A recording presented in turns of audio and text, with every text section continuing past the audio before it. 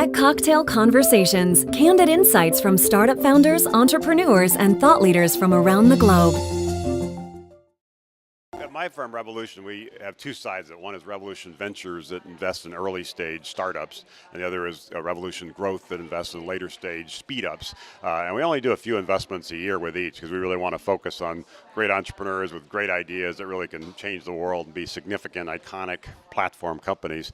But we have a great time meeting with a lot of people, talking about a lot of interesting ideas, and a few of them we really connect on and decide to invest. So it varies. It can be as little as a month or two, and sometimes as much as a year or two in terms of the courtship process, which is really true on both sides. I mean, the entrepreneurs really need to understand the investors that are coming in, because it's not really just about investing money and writing a check. It's really about trying to roll up your sleeves and help build the company, and that's really what I think the better investors are able to do, and making sure the investors understand what the entrepreneur wants to do and the entrepreneur understands the value the investors can add. Usually takes a little bit of time. There are now great entrepreneurs building great companies all over the country, and while Silicon Valley is still an awesome place, and New York City has now become an awesome place for startups, there are also awesome places all over the country, and I think the next wave of entrepreneurship is going to be more of a regional wave, not just narrowly focused on a few places, but more broadly dispersed, because it is easier and cheaper to start companies, and as a result, people can decide where they want to live and start a company there, as opposed to feel like they have to move to Silicon Valley or have to move to Boston or New York or some other place if they want to start a company. Our focus at Revolution is investing in great ideas, great entrepreneurs, and particularly where there's not a lot of capital. In Silicon Valley and New York, there are a lot of investors focused on those markets, and we kind of seed that to them and say, kind of go for it. Occasionally, we might make an investment there, but it's not really our primary focus. Our primary focus is finding those other entrepreneurs in those other regions that don't really get the level of attention from either the press or from investors, but have great ideas and can build great companies. So almost all of our investments have been kind of east of the Mississippi in places that are a little bit off the beaten track of the traditional investors. And we think more venture firms are going to start doing that. So I think this regionalization of entrepreneurship within the country is just beginning to build, and will take hold over the next decade. We like to find what we think are big ideas, but right now are little companies, and we can help them become big companies, really seize their potential. And obviously technology is a key part of that, but it's more, is there an idea that can disrupt a large industry and usher in a new, better way for consumers, give them more choice, give them more control, give them more convenience. And so most of our investments have been technology oriented. A lot of them have been consumer oriented, although we've done some that are more enterprise oriented.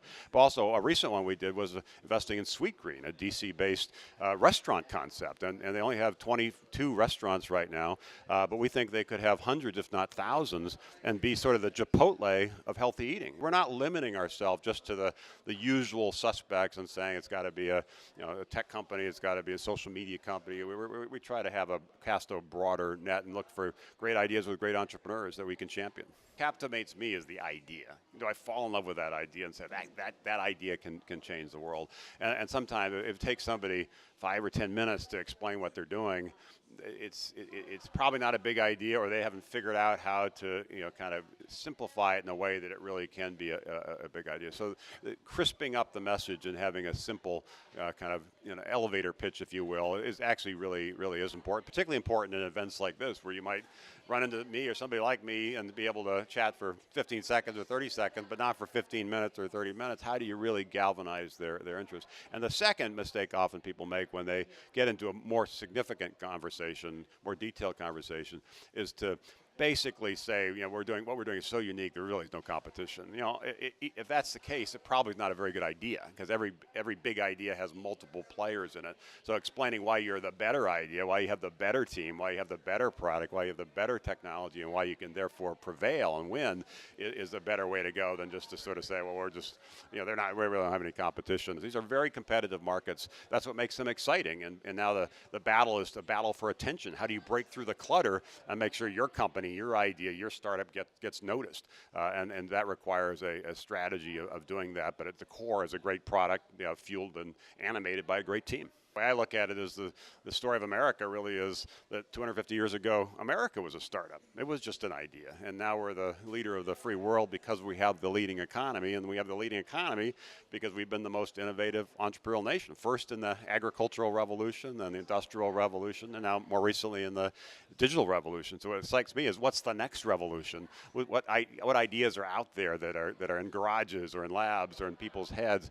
and how do we champion those ideas, and maybe they will change and improve the way education works in our country or around the world, or healthcare is delivered, or transportation is managed, or energy is managed, or the government services are procured. There's a lot of big opportunities here, and hearing from entrepreneurs who have these ideas, have the passion, and are going to really pursue these ideas with a vengeance, with vision and commitment and perseverance is what makes it exciting. Even we obviously have made a lot of entrepreneurs that we don't get involved in directly through Revolution, and I still want to champion anybody who has an idea, anybody who wants to take that idea and give it a go. And I think it's important for us as a nation and for our communities all around the country to recognize that entrepreneurs are the innovators, the disruptors, the attackers that challenge the status quo, and encourage them and celebrate them and support them. And that's part of the effort of Startup America, is how do you build up the region so everybody is celebrating entrepreneurs and recognizing they're not a threat, they're actually an opportunity,